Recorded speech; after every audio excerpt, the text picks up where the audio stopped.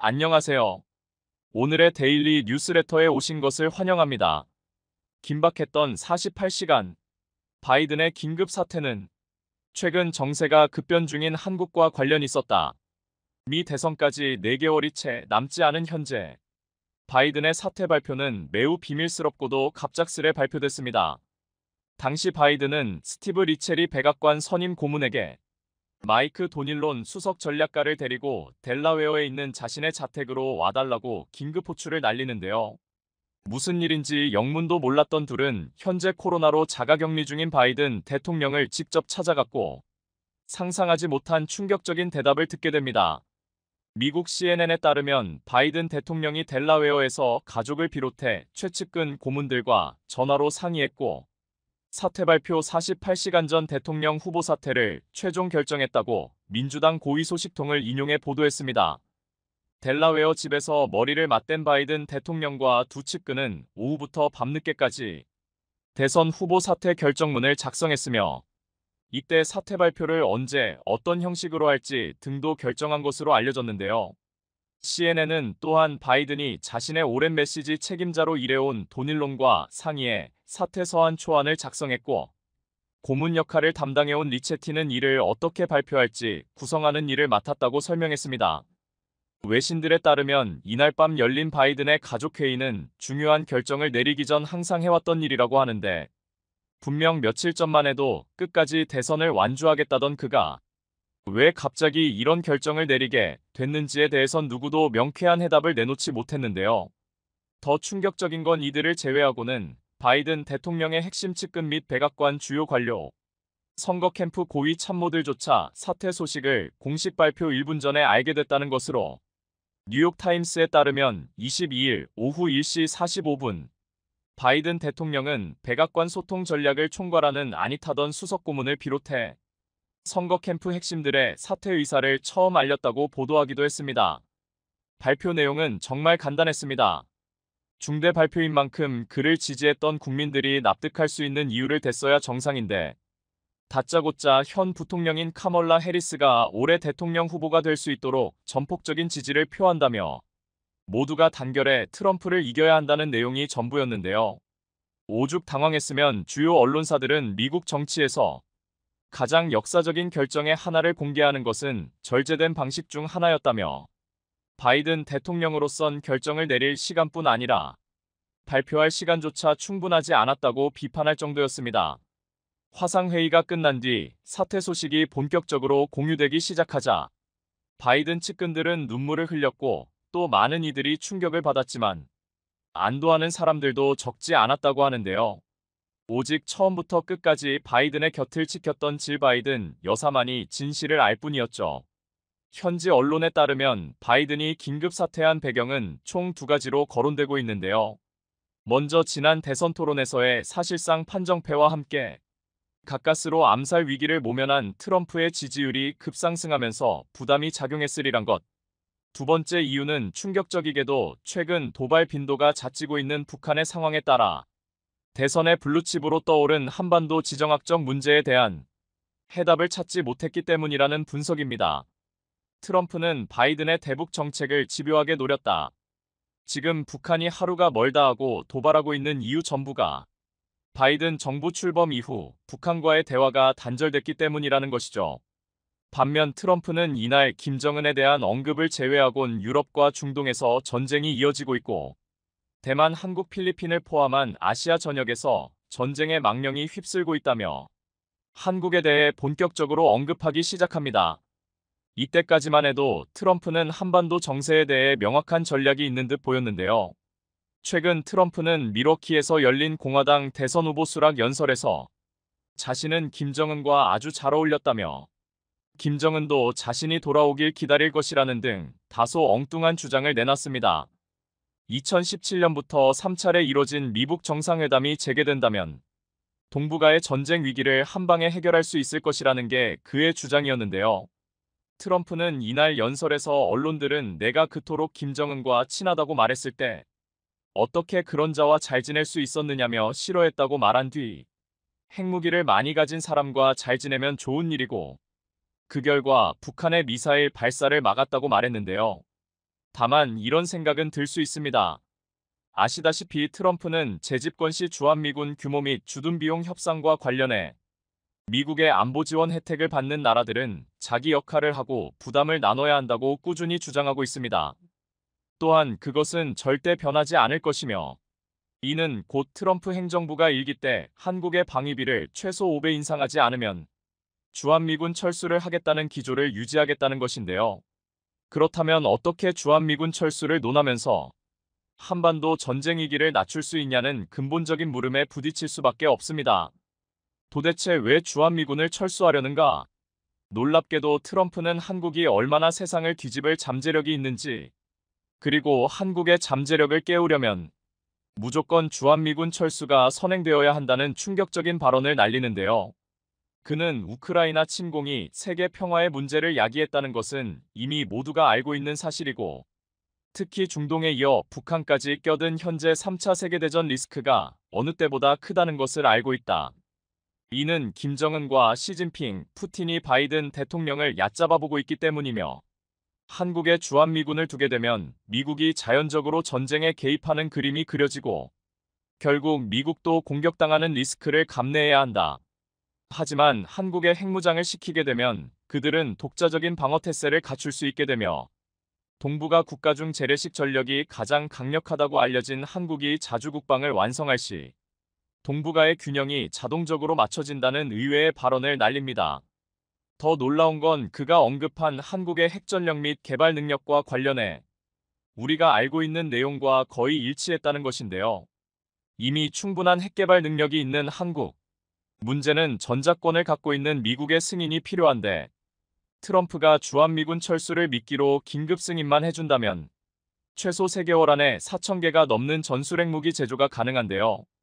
현재까지 이를 뒷받침할 만한 근거를 대지 못해 그저 루머로만 치부됐으나 트럼프 최측근들이 이를 인정했다는 건 더 이상 논란의 여지가 없다고 봐도 무방한 상황입니다. 실제로 그 유명한 퍼거슨 보고서에 적혀있는 한국의 핵무장 시나리오엔 상당히 방대한 내용이지만 핵심적인 부분은 딱 하나였는데요. 한국이 핵폭탄을 제조하려면 핵분열 물질과 핵폭탄 설계 능력, 마지막으로 운반 수단을 갖추어야 하는데 월성에 존재하는 사기의 중수로는 핵무기 제조 물질을 생산하는 데 필요한 99%의 적합도를 갖추고 있다는 게 중론입니다.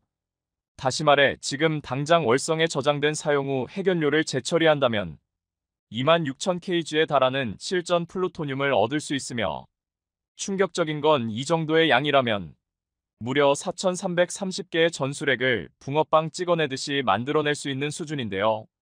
게다가 매년 400개의 핵무기를 만들 수 있는 2,500kg 상당의 무기급 플루토늄을 주기적으로 생산할 수 있으며 뿐만 아니라 이미 기술력을 갖춘 한국의 특성상 마음만 먹으면 제2, 제3의 재처리 공장도 5개월이면 지을 수 있습니다.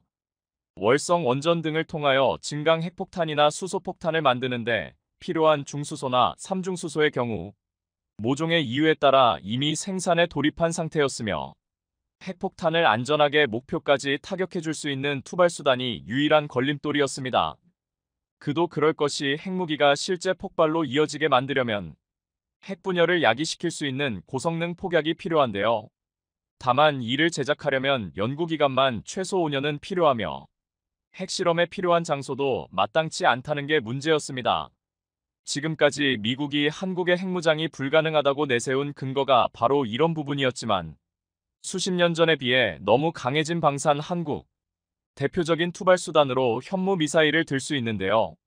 몇 톤에 달하는 탄두도 거뜬히 수백 km 넘게 날려보낼 수 있는 현무를 조금만 개량한다면 핵탄두 장착이 가능하다는 게 전문가들의 주된 의견이었습니다.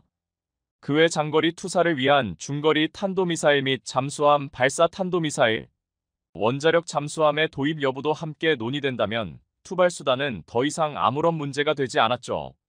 결과론적으로 한국은 2년이면 100개의 핵무기 제조가 가능하며 지난 한미 미사일 지침 해제에 따른 SLBM 실험까지 성공한 상황을 고려할 시 하루아침에 전 세계 최상위권 수준의 핵보유국이 되는 미친 상황이 나올 수 있습니다. 이렇듯 한국의 엄청난 군사적 잠재력을 일찌감치 알아챈 중국과 일본이 천문학적인 정치 자금을 대면서 한국의 핵무장을 막으려 했던 이유이기도 했습니다. 퍼거슨 보고서 자체가 한국에서 핵무장론이 불붙는 상황을 가정하여 만든 보고서이자 미국이 추구하는 핵비 확산이 한국에 의해 박살날 때를 가정하여 쓰여진 시나리오이기도 했는데요. 아마도 트럼프는 주한미군 철수 그 자체가 목적이 아니라 한국을 옥죄고 있던 쇠사슬을 풀어줌으로써 동북아의 패권을 뒤집어버릴 역전략을 노리는 것일지도 모르겠습니다. 최근 국제전쟁 상황을 보면 장거리 미사일의 중요성이 크게 부각되고 있습니다. 특히 기습작전으로 러시아 본토까지 들어간 우크라이나는 연일 미국, 영국, 프랑스 등 서방이 지원한 장거리 미사일을 러시아 본토 공격 용도로 쓰게 해달라고 요구하고 있습니다. 젤렌스키 대통령은 서방이 장거리 미사일을 쏘게 해주면 러시아 본토 진입이 필요 없다며 미국을 비롯한 서방국들에게 장거리 미사일을 허용해달라고 요구했습니다. 젤렌스키 대통령은 왜 이렇게 장거리 미사일을 쏘게 해달라고 읍소하고 있는 것일까요? 그런데 이때 한국 정부가 수출용 미사일의 사정거리 제한을 대폭 확대하겠다고 밝혀 주변국들을 놀라게 했습니다. 한국은 이달 초 국가안전보장회의 NSC를 열고 사거리가 최대 500km까지 늘어난 국산 미사일의 수출을 잠정 승인한 것으로 알려졌습니다. 그런데 여기에서 주목할 만한 부분은 정부 소식통이 이렇게 밝혔다는 점입니다. 중동 일부 국가에서 다연장 로켓에 들어가는 미사일의 짧은 사거리를 해결해 달라는 요청이 있었다. 이 발언이 나오자 그 중동 일부 국가가 어디인지에 관심이 쏠렸는데요. 오늘은 젤렌스키 대통령이 장거리 미사일을 요구하는 진짜 이유. 젤렌스키 대통령은 지난 6일 기습작전을 시작한 러시아 본토 투르스크에서 1250km에 걸쳐 92개 마을을 통제하고 있다고 밝히면서 미국, 영국 등이 장거리 미사일을 쏠 수 있게 허락만 해주면 러시아 본토로 진격하지 않겠다고 말했습니다. 젤렌스키 대통령이 이렇게 장거리 미사일을 원하는 이유는 러시아 미사일과 공중 유도폭탄을 방어하고 러시아 군대 이동을 막으려면 충분한 사거리가 필요한데 확전이 될까 두려워하는 미국과 서방 국가들의 우려 때문에 장거리 미사일 사용을 못하고 있기 때문입니다. 그만큼 장거리 미사일은 전쟁의 양상을 바꿀 수 있을 만큼 중요한 위치를 차지하고 있는데요. 미사일 사거리 때문에 속을 끓이고 있는 곳은 또 있습니다. 바로 중국입니다. 미군이 지난 4월 훈련 참가를 명분으로 필리핀 북부 루손섬에 타이푼 중거리 미사일 포대를 전격 배치하자 중국은 참을 만큼 참았다며 미국의 불만을 폭발시켰습니다. 미국이 훈련이 끝나가는데도 계속 포대를 유지하면서 철수 시점을 공개하지 않자 중국은 이것이 사실상 미국이 필리핀 북부의 중거리 미사일 배치를 영구적으로 하겠다는 의사표시로 보는 것입니다. 또한 중국이 미국의 중거리 미사일 배치에 민감해하는 이유는 타이푼 미사일 포대가 들어선 필리핀 루손섬 북단은 대만 해협에서 불과 40만 500km밖에 떨어져 있지 않기 때문입니다. 즉, 중국이 대만을 침공했을 때 방어작전 거점이 되는 오키나와 가데나 공군기지 600km보다 더 가까운 거리에 있다는 의미입니다. 이러니 중국이 예민하게 반응하는 것인데요. 하지만 중국이 그러거나 말거나 미국은 일절 반응을 보이지 않았습니다. 미국이 알박기하듯 대만 해협에 가까운 필리핀 북부 루손섬에 중거리 미사일 포대를 배치해두고 중국이 뭐라고 해도 꿈쩍도 않는 양상인데요. 타이푼은 토마호크 순항미사일, SM-6 탄도미사일 등을 육상에서 발사하는 이동식 발사대로 미 군수업체 로키드 마틴이 개발해 작년에 실전 배치했습니다. 토마호크 순항미사일은 사거리가 1600km 이상인 중거리 순항미사일로 방공망을 회피하면서 목표를 정밀 타격하는 것으로 유명합니다. 중국이 왜 이렇게 발끈하느냐? 타이푼 포대의 필리핀 배치가 갖는 의미는 미군이 냉전 이후 처음으로 해외에 중거리 미사일을 배치했기 때문입니다. 그것도 중국이 휘젓고 다니는 필리핀 해역에다 말입니다. 미국은 1987년 옛 소련과 맺은 중거리 핵 전력 조약 INF에 따라 사거리 500만 5,500km의 중단거리 탄도미사일과 순항미사일을 모두 폐기했습니다. 그러나 러시아가 단거리 탄도미사일 이스칸데르를 개발하고 중국이 괌과 일본 등지를 겨냥한 중단거리 미사일을 개발해 2000여 기를 실전 배치하자 트럼프 전 대통령이 2019년 이 조약 탈퇴를 선언했던 것입니다. 이후 타이푼 플랫폼을 개발해 이번에 처음으로 실전에 배치한 것인데요. 사거리 460km인 SM-6 탄도미사일도 대만 해협을 건너오는 중국군 전투기와 함정에 치명적인 타격을 가할 수 있습니다. 중국으로서는 눈의 가시와 같은 존재가 되는 것입니다. 한마디로 중국이 대만을 침략했을 경우 중국군의 전략적인 반응 속도가 제약을 받을 수밖에 없게 되기 때문에 중국이 미국의 중거리 미사일 배치에 이렇게까지 예민하게 반응했던 것인데요. 이처럼 전략적 위치에 배치되는 장거리 미사일의 위력은 전쟁의 향배를 가를 정도로 중요합니다. 그런데 이런 상황에 한국도 미사일 사거리를 확대하기로 결정하자 주변국들이 한국의 결정을 예의주시하고 있습니다. 최근 한국 정부는 수출용 미사일의 사정거리 제한을 기존 300km에서 500km로 확대 허용하겠다고 밝혔습니다. 한국은 2021년 한미 미사일 지침 해제로 미사일 개발 및 운용 관련 제한이 완전히 풀렸습니다. 하지만 수출용 미사일은 국제다자 간 협의체제인 미사일기술통제체제 MTCR가 규정한 탄두 무게 및 사거리 규제를 받고 있습니다. 2022년부터 폴란드에 수출하고 있는 폴란드형 천무오마르 K와 함께 공급한 수출형 유도무기 CTM-290의 사거리가 290km인 이유도 바로 이 미사일 기술 통제 체제의 규제를 받고 있기 때문이었습니다. 그런데 한국 정부가 수출용 미사일 사거리 연장을 결정함에 따라 이를 바탕으로 국내 방산업체들은 수출용 미사일 사거리 연장에 들어갈 전망인데요. 특히 국산 다연장 로켓 천무의 유도 미사일을 필두로 국산 미사일 및 무인 드론 등의 수출이 활발해질 것으로 기대되고 있습니다. 전문가들은 앞으로 탄두 중량을 줄이는 방식으로 사거리를 늘린 개량 미사일이 생산 수출될 것으로 예견하고 있습니다. 이렇게 되면 기존보다 훨씬 강한 위력의 미사일 수출도 가능해질 것입니다. 다만 이번 결정이 국제 대량살상 무기 WMD 수출 통제 체제인 미사일 기술 통제 체제 MTCR 해석과 충돌할 가능성이 있다는 게 전문가들의 평가인데요. 하지만 한국 정부 내부에서는 세부 규정을 이용해 통해 이를 우회할 수 있다고 판단한 것으로 전해졌습니다. 하지만 수출 대상국의 주변 국가와 외교적 마찰을 빚을 가능성은 부담이 되고 있습니다. 사거리가 연장된 천무의 미사일이 수출되는 중동 국가들은 현재 이스라엘 하마스 전쟁, 이스라엘 이란의 전면전 위기 등으로 심각한 안보 불안을 느끼고 있기 때문입니다. 이미 아랍에미리트 UAE는 2017년 천무를 수입했고 사우디아라비아도 최근 천무를 도입해 운용하고 있는데요. 만일 UAE에 수출된 천무의 사거리가 500km로 연장되면 페르시아만 건너 이란 본토를 직접 타격할 수 있다는 걸 의미합니다. 또한 사거리 제한이 풀린 한국산 미사일 로켓포 등이 우크라이나 전쟁에 활용될 가능성을 우려하는 러시아의 반발을 부를 수도 있는 일입니다. 하지만 방산업계 전문가들은 한국 무기가 유럽에서 더욱 활약할 수 있기를 기대하는 미국이 한국의 사거리 확대 결정 전에 이미 한국 정부의 사거리 확대에 동의했을 가능성이 있다고 보고 있습니다. 한국이 독자적으로 결정했을 리 없다는 것입니다.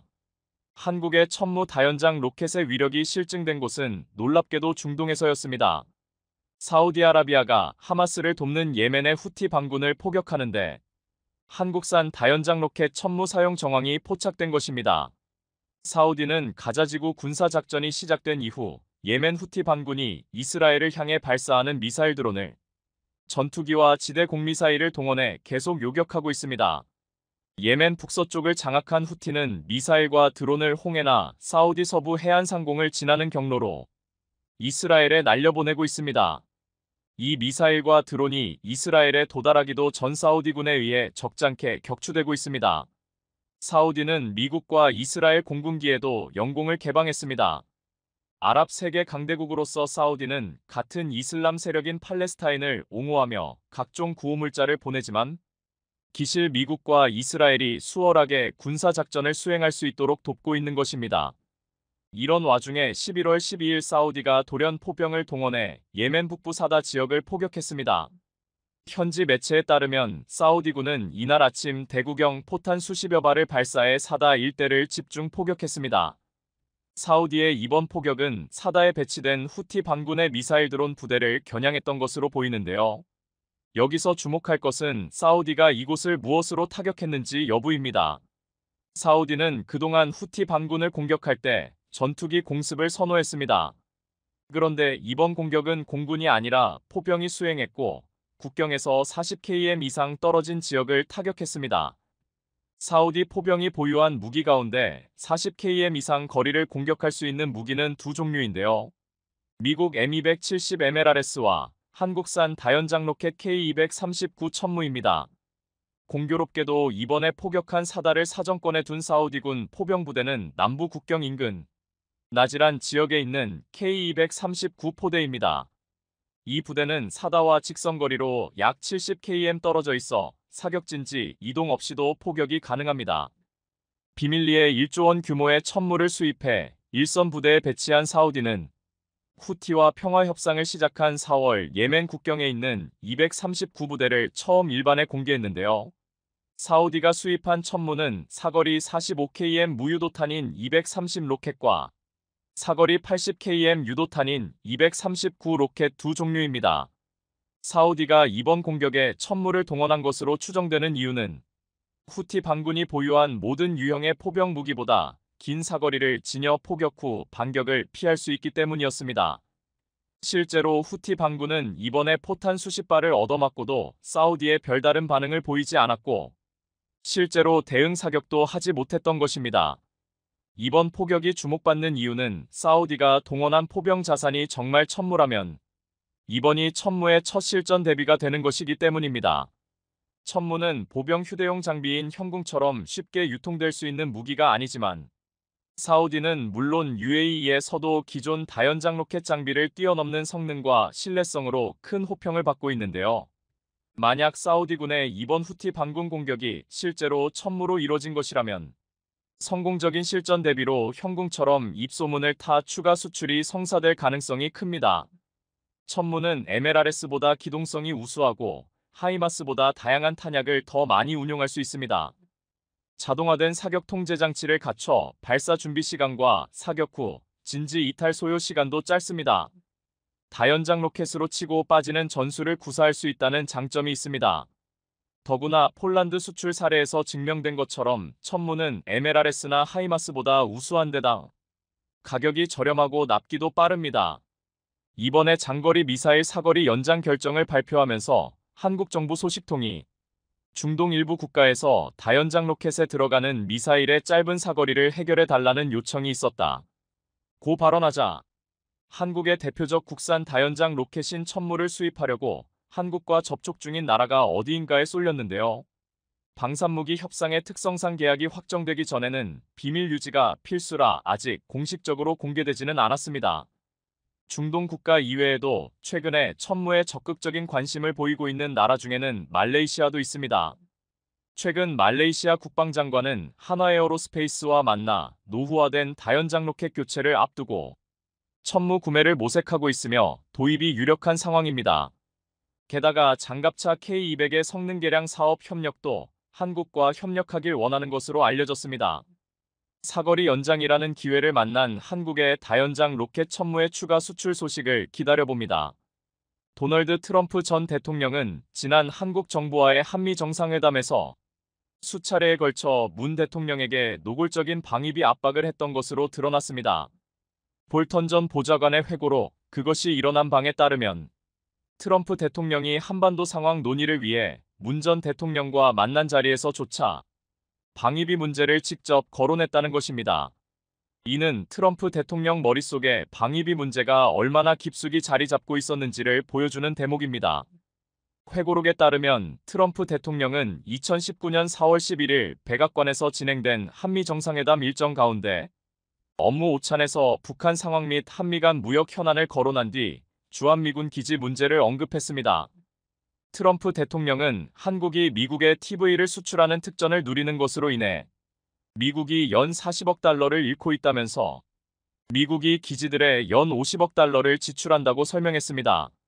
50억 달러는 방위비 협상 초기에 미국 측이 요구한 액수입니다. 트럼프 대통령은 다른 나라들은 상당히 더 많이 지불하기를 제안했다면서 협상의 다음 단계에서 한국도 더 기꺼이 나서야 한다고 주장했다는 것입니다. 그러면서 자신이 문 대통령을 보호하고 싶어하며 커다란 존경심을 갖고 있다는 점도 전했다고 회고록에 돼 있습니다.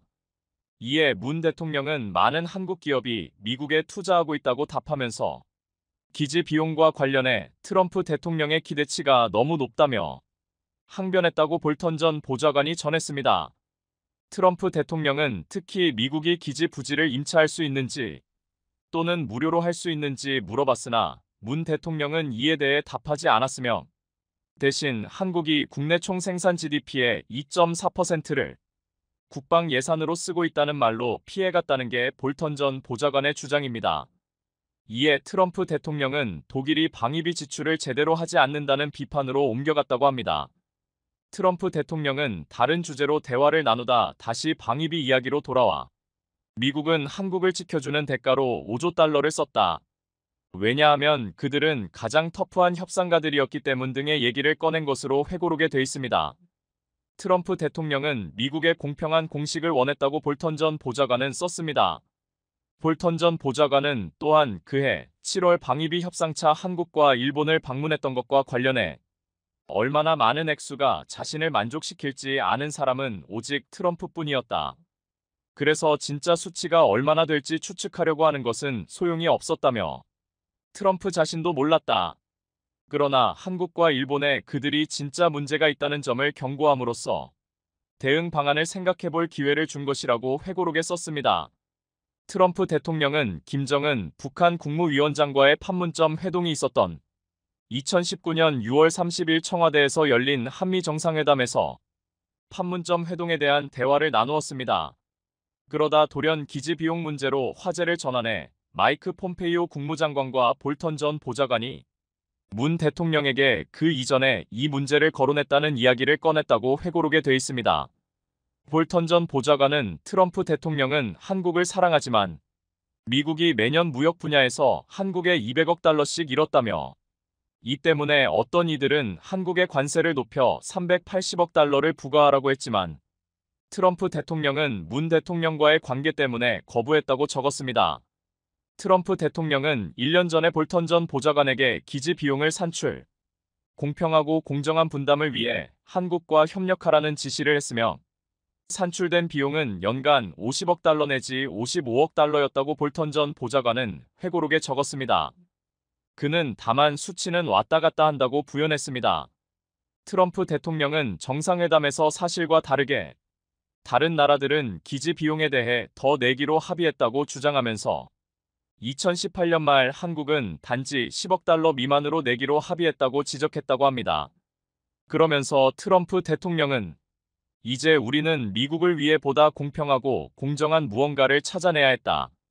왜냐하면 우리는 한국을 북한으로부터 지켜주는데 연간 40억 달러를 잃었기 때문이라며 북한은 핵무기로 공격하고 있었고 미국이 한반도에 없다면 심각한 결과가 생길 것이라고 지적했습니다. 트럼프 대통령은 회담에서 평양에 있는 한국의 바로 옆 이웃이 얼마나 적대적인지를 강조하면서 자신은 이 문제 덕분에 대선에 당선됐다고도 말했다는 것입니다. 문 대통령은 트럼프 대통령이 4월 백악관에서 열린 한미 정상회담에서 50억 달러 숫자를 제시했다는 것을 잊은 듯이 트럼프 대통령 취임 이후 무역 흑자가 줄어들었고 한국이 미국 LNG의 최대 수입국이라며 한국의 미국 내 투자가 증가했고 양자 간 무역 균형이 미국에 더 유리하다는 등의 경제 문제를 언급했다고 볼턴 전 보좌관이 전했습니다. 그러면서 무기 구매뿐 아니라 트럼프 대통령이 언급한 10억 달러와 무상부지, 다양한 시설 건설 등을 거론하며 협의를 해나가겠다고 언급한 것으로 돼 있습니다.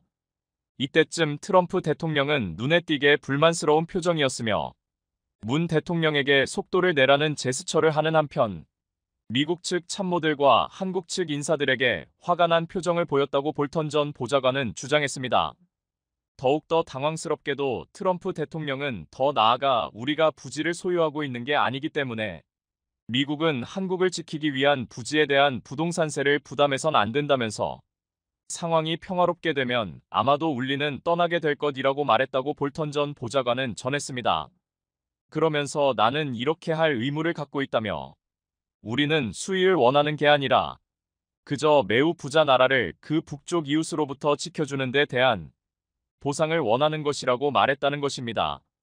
상황이 평화로워지면이라는 조건을 달긴 했지만 주한미군 철수 가능성까지 내비치며 방위비 증액을 압박한 것으로 볼 수 있는 대목입니다. 또한 트럼프가 부지 비용에 대해 여러 번 언급한 것으로 보아 한국에서 부지 비용을 언급할 경우에 대한 두려움이 있는 것으로 보입니다. 사실 이제는 북한으로부터 한국을 보호해준다는 상황은 사라졌고 오히려 중국과의 패권 다툼을 위해 한국에 주둔하고 있는 것이기에 트럼프의 전제가 틀렸다는 것을 본인도 알고 있을 것입니다. 부동산으로 큰 돈을 벌어 부자가 된 트럼프이기에 한국의 부지 지용과 주둔비를 청구하기 전에 선수를 치고 있는 것으로 보입니다. 트럼프 대통령은 지친 듯 어깨를 으쓱하고 한숨을 내쉬며 다른 주제로 옮겨가고 싶어 했지만 문 대통령은 한국이 미국 동맹 가운데 최고 수준인 국방 예산의 GDP의 2.4%를 지불한다는 점을 거듭 강조했다고 했습니다. 트럼프 대통령이 미군이 한국에 주둔한 지 70년이 지났고 이제 자신이 김정은을 만나 한국을 구해줄 수 있을 것이라는 식으로 말하자 문 대통령은 미국의 어마어마한 지원에 대해서는 인정하면서도 한국이 지원을 받기만 한 게 아니라 베트남전, 아프가니스탄 전쟁 등에 군대를 보냈다며 반박한 것으로 회고록에 돼 있습니다. 회고록대로라면 정상 간 팽팽한 기싸움이 오간 셈입니다. 도널드 트럼프 전 미국 대통령이 주한미군 철수를 조건으로 북한 김정은 국무위원장과 협상에 나설 수 있다는 주장이 나와 눈길을 끌고 있습니다. 또한 방위비를 건드린 트럼프의 전방위 후폭풍이 거세게 일고 있는 가운데 미국 내에서도 주한미군 철수에 대한 계산이 안 맞다며 거대한 비판이 쏟아지고 있는 상황입니다. 한국은 미국이 해구산을 한국의 거래로 볼 가능성에 대비해 비장의 무기를 착실히 만들어 나가고 있습니다. 27일 현지 시간 워싱턴 포스트 WP 칼럼니스트 맥스 부트는 수미 테리 한국 외교협회 CFR 선임연구원과 쓴 공동 칼럼에서 트럼프의 귀환은 한미일을 포함해 미국의 전반적인 동맹에 심각한 후과를 초래할 것이라고 우려했습니다. 이들은 트럼프는 예측 불가능한 인물이라며 트럼프는 자신의 적 바이든이 끌어냈다는 이유만으로 한미일 공조를 뒤집을 것으로 보이며 이것을 살리기 위해 외교 자산을 쓰는 일을 하지는 않을 것이라고 내다봤습니다. 한국이 나토보다 더 많은 국내 총 생산 GDP의 2.7%를 방위비로 분담하고 있다는 점은 눈에 들어오지도 않는 듯하다고 했습니다. 이어 트럼프는 과거 한미연합훈련을 중단한 바 있고 한미일 연합훈련 비용을 댈 것 같지도 않다고 덧붙였습니다. 또 이들은 김정은이 기민하다면 그는 하노이 회담 당시 제안을 약간 더 달콤하게 해서 트럼프 재집권에서 이의를 노릴 수 있다고 예상했습니다. 트럼프가 주한미군을 철수하는 결단을 하면서까지 김정은과 협상을 할 수도 있고 김정은이 또 다른 도발에 나설 경우 또다시 화염과 분노의 표현을 쓰며 완전히 다른 방향으로 갈 수도 있다는 설명입니다. 아울러 이들은 한미일 삼각공조는 가자에서 우크라이나에 이르는 어두운 국제 정세에서 밝은 측면 가운데 하나라고 평가했습니다. 이어 삼국 정상의 캠프 데이비드 선언은 북한뿐 아니라 중국에 대한 억제를 강화하는 새로운 시대를 여는 분기점이었다고 평가했습니다. 중국이 현재의 같은 삼국의 공조를 막고 균열을 만들기 위해 열을 올리고 있다고 이들은 지적했습니다. 부트 칼럼니스트와 테리 선임연구원은 북한과 중국, 러시아의 반미 연대에 대항하기 위해서는 한미일 공조가 최선의 대안이라며 그러나 이 관계는 아주 최근에 형성됐고 이들 나라의 지도부가 교체될 경우 위협받을 수 있다라고 우려했습니다. 윤석열 대통령을 비롯해 조 바이든 미국 대통령, 기시다 후미오 일본 총리 모두 지지율 부진에 시달린다는 점을 거론했습니다. 이런 가운데 트럼프 행정부의 주한미군 감축 검토에 대한 미국 내 비판 목소리는 사그라들지 않고 있습니다. 전직 주한미국 대사들은 트럼프의 주한미군 감축 움직임을 한 목소리로 반대했습니다. 크리스토퍼 힐 전 대사는 미국 의소리 VOA 방송과 인터뷰에서 주한미군 감축은 매우 나쁜 생각이라고 비판했습니다. 그는 마크 에스퍼미 국방장관의 감축 언급은 북한 귀에 음악처럼 들릴 것이라며 미국이 아시아 태평양 지역에서 전략적 철수를 한다고 중국에 시사할 수 있고 미국이 일본에만 남을 경우 일본은 매우 불안해할 수 있다고 지적했습니다. 도널드 그레그 전 대사 역시 주한미군 감축 문제를 11월 미 대선과 결부시켜서는 안 된다는 뜻을 분명히 밝혔습니다. 그레그 전 대사는 미군의 한반도 주도는 유지돼야 한다며 민주당 소속 엘리엇 앵걸 하원 외교위원장은 VOA에 우리는 4년 전보다 북한의 핵무기와 중국의 공격성으로부터 안전하지 못하다고 토로했습니다. 아미베라 미 하원 동아태 비확산소위원회 위원장은 의회에서 강력하고도 초당적인 지지를 받고 있는 우리와 한국 간 파트너십은 영내 평화와 번영을 보장해줄 뿐 아니라 미국의 안보를 지켜준다고 강조했습니다. 로버트 매닝 애틀랜틱 카운슬 선임연구원은 트럼프 전 대통령은 해외 주둔 미군을 이용해 마피아처럼 보호 비용을 요구하고 있다고 비판했습니다. 브루스 클링너 헤리티지 재단 선임연구원은 트럼프 대통령의 최근 주한미군 감축 위협은 한국에 더 많은 방위비를 낼 것을 압박하는 협상 전술일 수 있다고 설명했습니다. 미국 국방부가 주한미군을 포함한 해외 주둔 미군 재배치를 검토하는 것은 거칠의 일뿐, 실제로는 한국 등 동맹국으로부터 더 많은 방위비를 얻어내기 위한 포석일 수도 있다는 것입니다. 한편 주한미군 감축이 현실화하기는 어려울 것이라는 전망도 있습니다. 주한 미국 부대사를 역임한 마크 토콜라 한미경제연구소 부소장은 트럼프 행정부의 계획이 의회의 강력한 반대에 부딪힐 것이라고 내다봤습니다. 2021 국방수권법에도 명시한 것처럼 미 의회 내에는 주한미군 감축에 반대하는 초당적 공감대가 형성돼 있습니다. 이에 더해 미국 내에서도 주한미군 철수는 여러 가지 문제점을 안고 있다는 지적이 나오고 있습니다. 주한미군 특전사령부 작전참모 출신 데이비드 맥스웰 민주주의 수호재단 FDD 선임연구원은 군사 전문 매체 밀리터리 타임스에 기고한 글에서 인력과 각종 군 장비를 돌려보내고 환경 영향 평가를 마치기까지 엄청나게 많은 시간과 비용이 들어갈 것이라면서 계산기를 두드려보면 경제적 측면과 안보적 측면에서 모두 수지가 맞지 않는다고 분석했습니다. 배보다 배꼽이 더 커질 상황입니다. 그는 동북아에서 핵심 축 동맹을 뒷받침하는 것은 공동의 관심이자 공동의 가치라며 한국에서 미군을 빼낸다면 미국의 국가안보 이의도 사라진다고 지적했습니다. 그동안 한국의 핵무장을 막아왔던 미국의 논리는 미국의 해구상과 주한미군이었습니다. 전 세계의 동맹국들을 실망시키고 한미 간의 안보마저 위협하는 꼴이 되고 있습니다. 한국은 이러한 상황을 예측하기라도 하듯 2021년부터 KF-21에 장착할 수 있는 비장의 무기를 준비 중에 있습니다. 바로 극초음속 유도탄입니다. 북한의 신형무기 4종 세트를 전략적으로 억제할 수 있도록 하기 위한 필요성으로 개발에 나선 상황입니다. 이 극초음속 유도탄은 한반도 주변국들의 항공모함을 무력화시킬 수 있는 대표적인 전략무기입니다. 일반적인 대함 미사일의 10배 이상의 속도를 자랑하는 극초음속 유도탄은 방어하는 입장에서도 대책 없이 당할 수밖에 없는 것으로 알려져 있습니다. 지난 8일 한국형 전투기 KF-21은 중거리 공대공 미사일 미티어 첫 실사격에 성공했습니다. 방사청은 KF-21과 공대공 무장간 통합이 안정적인 것을 확인, 전투 임무를 성공적으로 수행 가능하다는 것이 입증됐다라고 부연했습니다. 미티어는 마하사음 속의 4배 시속 약 4,896km의 속도로 약 100km 밖에 있는 적기를 격추시킬 수 있는 세계 최강 성능의 공대공 미사일로 꼽힙니다. 곧 한국이 개발 중인 공중발사순항미사일 ALCM을 장착할 수 있게 됩니다. ALCM은 ICBM과 SLBM과 함께 3대 해구산 전력으로 분류되는 전략무기입니다. 이와 함께 군이 장기 소요로 개발하는 극초음속 미사일 역시 추후 공대지 무기의 형태로 KF-21에서 운용될 예정입니다. 극초음속 미사일은 마하 시속 6120km 이상의 속도로 날기 때문에 서울 상공에서 쐈을 때 1분 남짓이면 평양에 닿을 수 있습니다.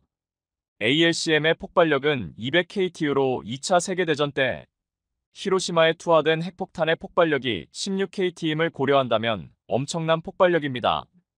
KF-21은 ALCM을 포함한 13종의 무기 유럽산 2종, 미국산 공대지 7종, 국내 개발 무기 4종을 장착할 수 있도록 개발되고 있습니다. 이에 더해 한국은 2020년 군의 첫 전용 통신 위성 아나시스 2호를 성공적으로 쏘아 올린 바 있습니다. 한국은 세계에서 10번째로 군사 전용 위성을 보유한 국가가 됐습니다. 한국군은 아나시스 2호를 쏘아 올림에 따라 정보 처리 속도, 전파방해 대응 기능, 통신 가능 거리 등이 향상된 최초의 군 전용 위성을 보유하게 됐습니다. 우리 군은 노후한 통신 위성을 대체하기 위해 군 전용 통신 위성 아나시스 3호 개발도 준비 중에 있는 것으로 확인됐습니다. 국방업계에 따르면 오는 10월께 아나시스 3호를 중기 소요로 전환하고 내년 사업 타당성 조사 후 2026년께 정부 입찰 제안 요청서를 거쳐 2030년 이후 발사될 것으로 보고 있습니다.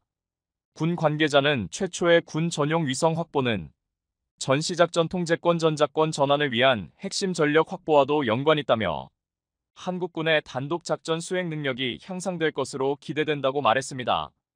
한국은 트럼프 변수에 대비하기 위해 전작권 회수 및 핵무장 이전에 착실한 준비를 진행하고 있는 상황입니다. 한국은 스스로 지킨다. 주한미군 미련 없이 떠나라.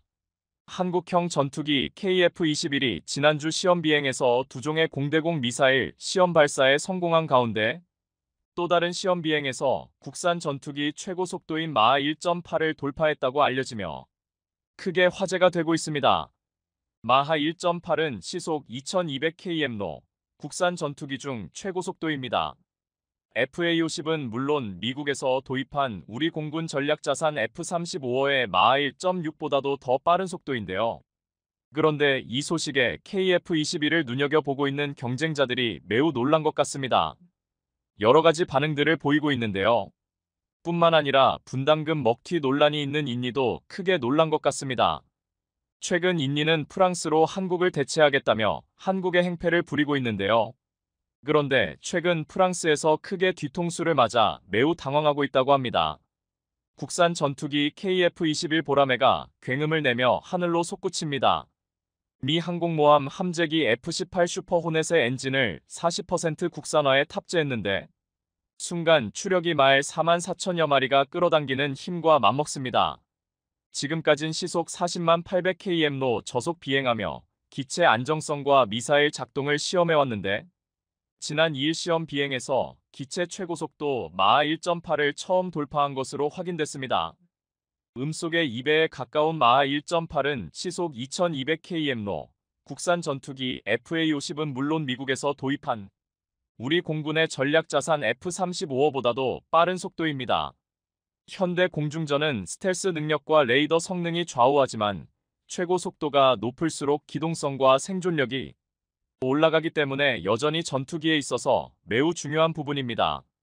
KF-21은 지난 3월 공중급유도 처음으로 성공했습니다. 이를 본 미국은 매우 인상적인 속도라고 극찬하기까지 했는데요. 그리고 KF-21은 지난 8일에는 중거리 공대공 미사일 미티어의 실사격 시험도 성공했습니다. 국산 레이더로 87km 밖에서 비행 중인 무인기를 추적해 격추하는 능력을 시험한 건데 유로파이터, 라팔, 스웨덴의 그리펜에 이어 미티어 실사격에 성공한 세계 네 번째 전투기가 됐습니다. 그런데 이보다 앞서 마하 1.8의 속도까지도 달성했다는 것이 뒤늦게 알려진 것입니다. KF-21은 최근 인도네시아의 분담금 삭감 논란 속에서도 최고 속도 돌파와 중거리 미사일 실사격에 성공하면서 본격 양산을 위한 기술 개발은 차질 없이 진행될 거란 전망이 나옵니다. 전투기는 일반적인 상용 여객기나 비행기와는 달리 적을 제거하기 위해서 운영되는 특수 임무 목적에 특화된 기종입니다. 이 때문에 각종 무장을 장착하고 다양한 임무를 수행할 수 있어야 하는데요. 그러나 연료와 무장을 모두 탑재한 상태에서 초음속 돌파하는 것은 기술적으로 매우 어려운 일입니다. 그래서 군사 강국들은 이러한 조건에서 더욱더 높은 속도를 낼 수 있도록 엔진뿐만 아니라 기체 설계 등 다양한 부분을 연구하고 개발하면서 가장 중요한 부분으로 삼고 있는데요. 전투기는 대부분의 공중전이 암속 구간에서 이루어지며 온도와 공기 밀도에 따라서 비행 속도에서 큰 차이가 날 수 있는 연료와 무장 여부에 따라서도 많은 영향을 받습니다. 그래서 최고 속도는 대부분 연료를 적당선에서 채우고 무장을 하지 않은 클린한 상태에서 고도 10km 이상이 고고도 조건에서 이루어지고 있습니다. 이러한 제한된 조건에서만 최고의 속도를 낼 수 있지만 전투기를 만드는 모든 국가들이 왜 최고 속도를 높이기 위해서 굉장한 시간과 돈을 쏟아붓는 이유는 속도가 빠를수록 다양한 장점을 가질 수 있기 때문입니다. 대표적으로 고고도 환경에 먼저 진출해 교전 지역에서 적보다 우위에 설 수 있는 포지션을 차지할 수 있고, 이에 따라 중거리 공대공 미사일 발사에서 크게 유리합니다. 최고 속도가 높다는 것은 그만큼 기체 모든 곳에 대한 내부 설계가 강력하다는 것을 의미합니다. 저고도에서 손익붐이나 고고도 환경에서 빠른 속도로 비행할 수 있다는 것은 기체 강성을 입증했다는 것인데요. 보람의 전투기는 일반적인 형태의 기체 설계를 적용했습니다. 고고도 환경에서 고속 비행에 유리한 델타입 구조를 채택하지 않았음에도 마하 1.8 이상을 기록했다는 것은 그만큼 대단한 것인데요. 쌍발로 적용된 강력한 엔진 특성과 기체 무게 중심, 내부 강성에 대한 설계 등 다양한 조건이 완벽하게 이루어졌다는 것을 의미합니다. 대부분의 전투기가 KF-21보다 최고 속도가 낮다는 것을 감안한다면 이번의 기록은 그야말로 대성공이라고 말할 수 있습니다. KF-21은 작년 1월에 마하 1 음속 돌파 시험에도 성공하였는데 이번에 마하 1.8까지 돌파하면서 한국의 경쟁자라고 주장하던 터키의 칸 전투기를 크게 제친 것으로 다시 확인된 것입니다. 현재 전 세계에서 가장 인기 있는 F-35 전투기를 개발한 미국에서도 전투기 개발에 엄청난 기간이 걸렸고 큰 어려움이 있었습니다. 개발한 지 20년이 되어가지만 그동안 많은 결함이 발생했고 시행착오가 있었습니다. 게다가 중국이 자랑하는 제2-20 전투기는 배치된 지 10년이 다 되었지만 아직 공중급 유 테스트조차 하지 못했습니다. 그리고 실전이라고 할 만한 모습을 보여준 적도 없습니다. 그런데 한국의 KF-21은 2022년 첫 시험 비행 시작하고 불과 3년도 안 되어 군사 강국인 미국과 중국이 하지 못한 일들을 하나둘씩 해내고 있습니다. 인리의 방해에도 불구하고 매우 순조롭게 진행되면서 전 세계 방산업계를 크게 놀라게 하고 있는 것입니다. 게다가 이번에 미티어 발사 성공 직후 그동안 소문으로만 떠돌던 KF-21 탑재할 미티어급 중거리 공대공 미사일 개발을 선언한 것은 물론 KF-21에 탑재할 단거리 공대공 유도탄도 국내 개발 추진하겠다고 밝혀 세계를 또 한 번 놀라게 했습니다. 지난주 보람의 전투기가 시험한 미티어 미사일은 유럽 MBDA가 제작한 것이었습니다. 그래서 그동안 많은 전문가들이 수출 효과를 극대화하기 위해서는 우리가 국산 AESA 레이더를 개발한 것처럼 중거리 미사일 등 항공 무장 역시 본격적인 개발에 나서야 한다는 지적이 많았습니다. 이번에 이렇게 무장까지 국산화를 진행한다고 선언하면서 진짜로 한국의 실행력에 많은 이들이 감탄하고 있는 것입니다. 그런데 상황이 이렇자 지금 인도네시아에서는 당황스러운 모습들을 보이며 황당한 기사를 내보내고 있는데요. 앞서 인리 매체 조나자카르타는 지난 10일 한국이 KF-21 보람에 대한 중요한 데이터가 도난당한 것으로 의심하고 인도네시아 비용을 삭감했다라는 제목으로 보도했습니다. 이 기사에서는 인리가 받는 기술이전은 3분의 1만 받을 것이며 초기에 약속한 프로토타입을 얻지 못한다는 것을 의미한다라고 밝혔습니다.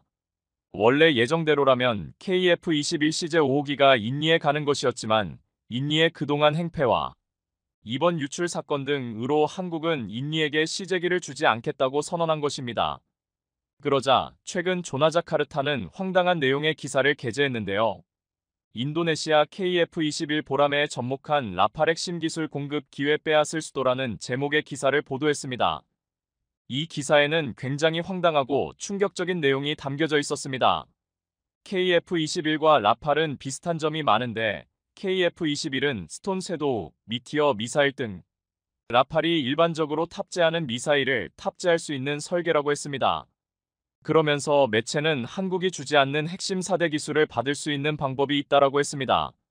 인리가 프랑스 라팔을 42기나 도입하기 때문에 프랑스에서 핵심 기술을 받아오면 된다. 프랑스 다쏘는 전투기 기술을 제공하는데 주저하지 않을 것이라고 밝힌 것입니다. 즉, 인도네시아는 돈이 없어서 KF-21 분담금을 내지 못한다고 말하면서 프랑스 라팔을 계약해 한국이 주지 않는 핵심 기술을 프랑스에서 받겠다는 수작이 드러난 것입니다. 하지만 이는 단단히 착각을 하고 있는 것인데요. 이것은 인리 매체의 혼자만의 생각으로 프랑스는 전혀 그렇게 생각하지 않는 것 같습니다. 아시다시피 프랑스는 기술 이전은 불과하고 뒤통수를 치기로 유명합니다.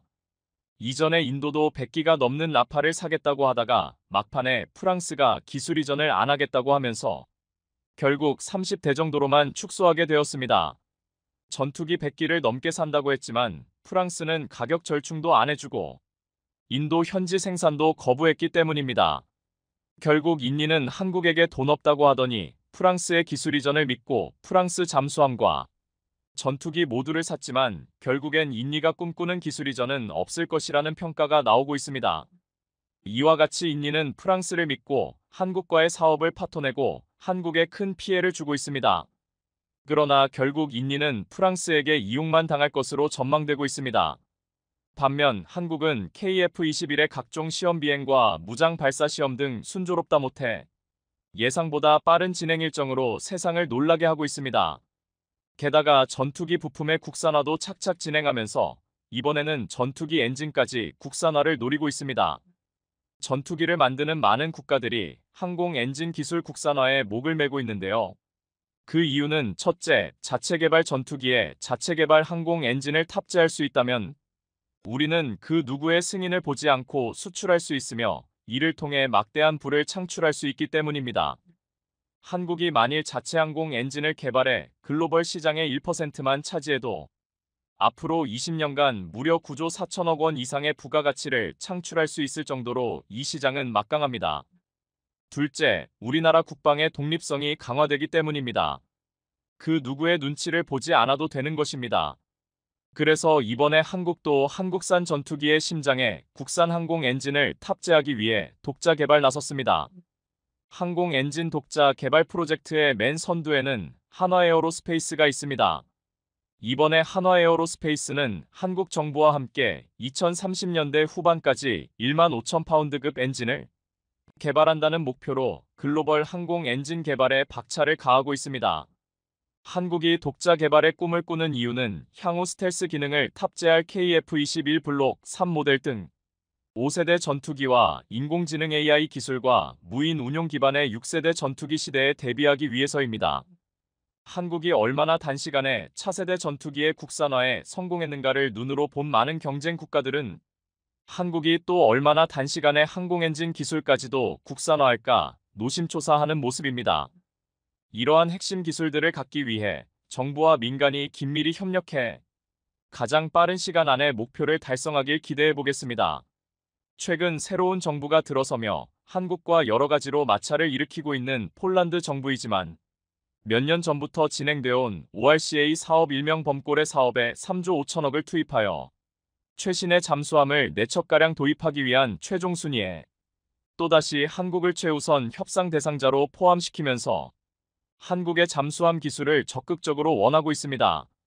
10개 국가의 11개 업체가 경쟁하는 가운데 한국의 한화오션과 HD 현대중공업 두 기업이 모두 최종 협상 대상 3곳의 유력한 후보에 놓인 상황입니다.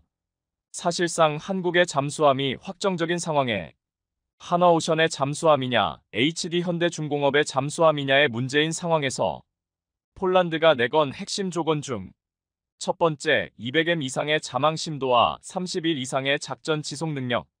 두 번째, 자체 무장을 통한 육상, 해상, 수중, 3지역 목표물 타격 능력. 세 번째, 전략무기 탑재를 통한 특수전 지원 능력 등 재래식 디젤 잠수함으로는 만족시키기가 상당히 까다로운 세 가지 조건인데 여기에 한화오션이 제안한 장보고 3급 배치 잠수함이 해당 조건을 모두 만족시키는 최적의 모델일 수밖에 없는 이유가 있는데요. 스페인, 이탈리아, 프랑스, 독일 등 경쟁 국가들이 제안한 폴란드형 잠수함은 폴란드의 까다로운 요구사항을 맞추어 잠수함의 길이와 배수량, 작전 능력을 조절해 설계도를 새롭게 기획해 제출한 반면 한화오션의 장보고급 잠수함은 폴란드의 요구사항을 전부 충족시킬 뿐만 아니라 이미 얼마 전 한국에서 SLBM 발사까지 성공하며 실전 배치를 마쳤기 때문에 폴란드 임장에선 이미 검증된 완벽한 잠수함으로 보고 있습니다. 그리고 폴란드 언론들은 폴란드 국방부가 발표한 잠수함 요구 조건을 보고 이건 완전히 한국의 장보고급 잠수함을 사겠다라고 공고를 내린 것과 다를 바 없다는 그런 평가들 내린 적이 있습니다. 한화오션과 동등한 수준의 기술력을 자랑하는 HD 현대중공업의 경우도 11개 업체 중 유일하게 3000톤급 KSS 잠수함과 2000톤급 자체 설계 잠수함 두 가지 플랫폼을 동시에 제안해 경쟁력을 높였습니다. 체급과 특수작전 방식이 다른 두 가지 잠수함을 통해 작전의 다양성과 성공률을 높이는 전략을 사용한 것인데요.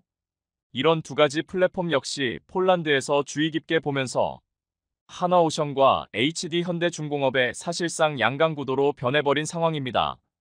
안타까운 점은 타국 잠수함 업체들은 1국가에서 1기업이 지원하며 원팀 전략으로 나오고 있지만 한국의 한화오션과 HD 현대중공업은 최근 국내외에서 다양한 사업의 수주 경쟁을 벌이고 있어 원팀 전략이 아니라 사실상 경쟁을 하고 있다는 것인데요.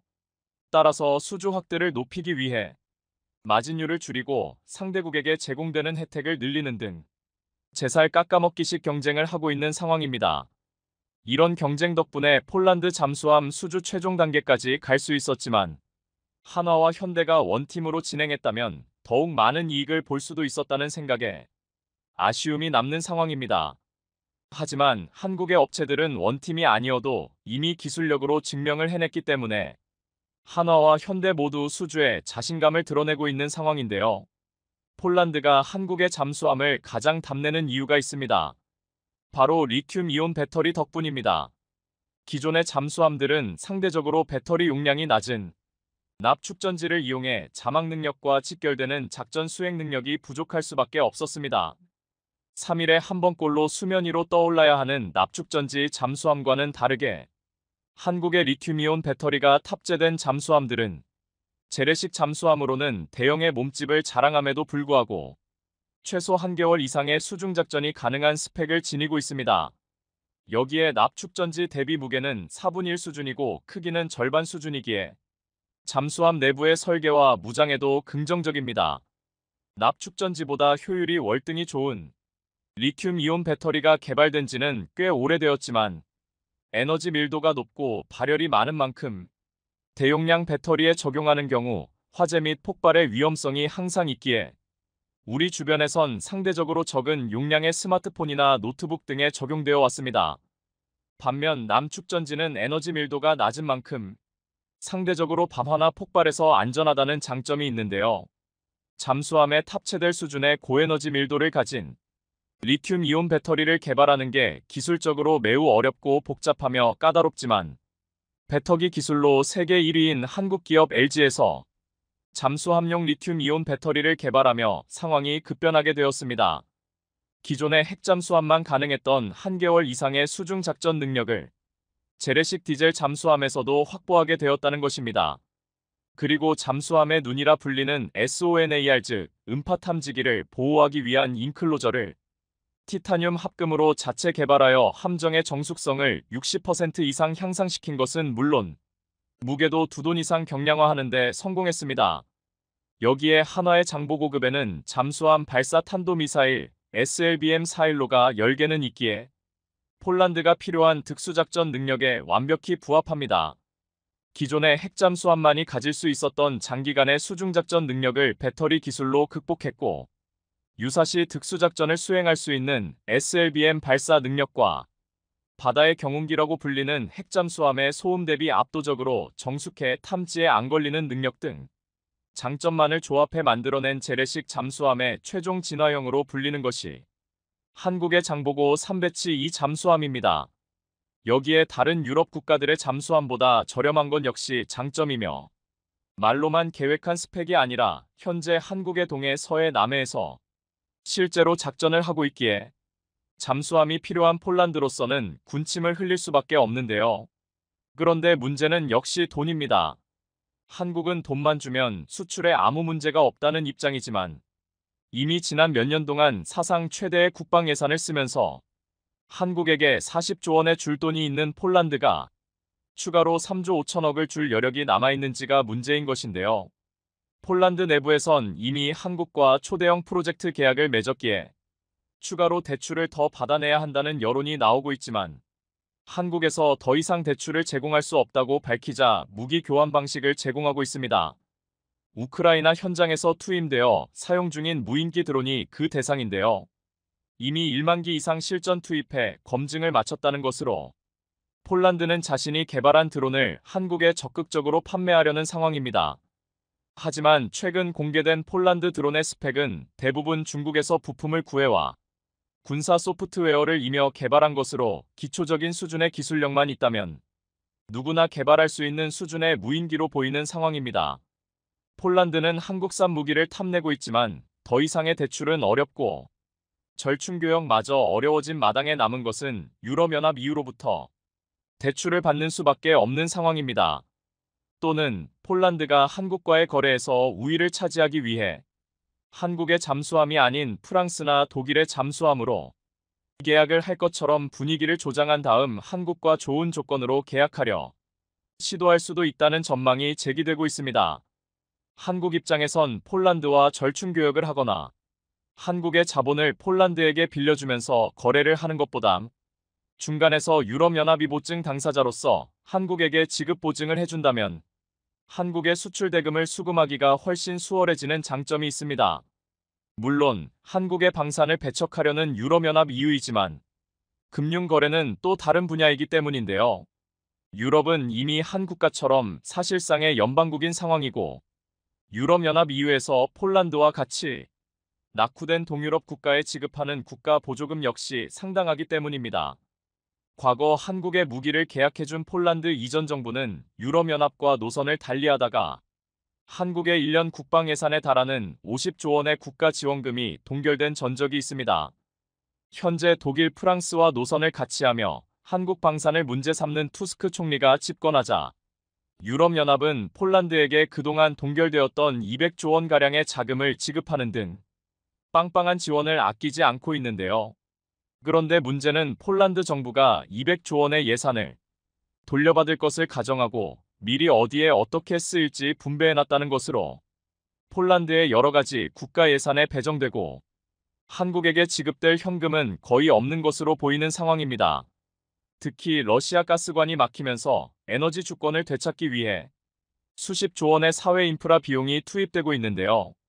따라서 한국에게 적극적으로 대출을 요구할 수밖에 없는 상황입니다.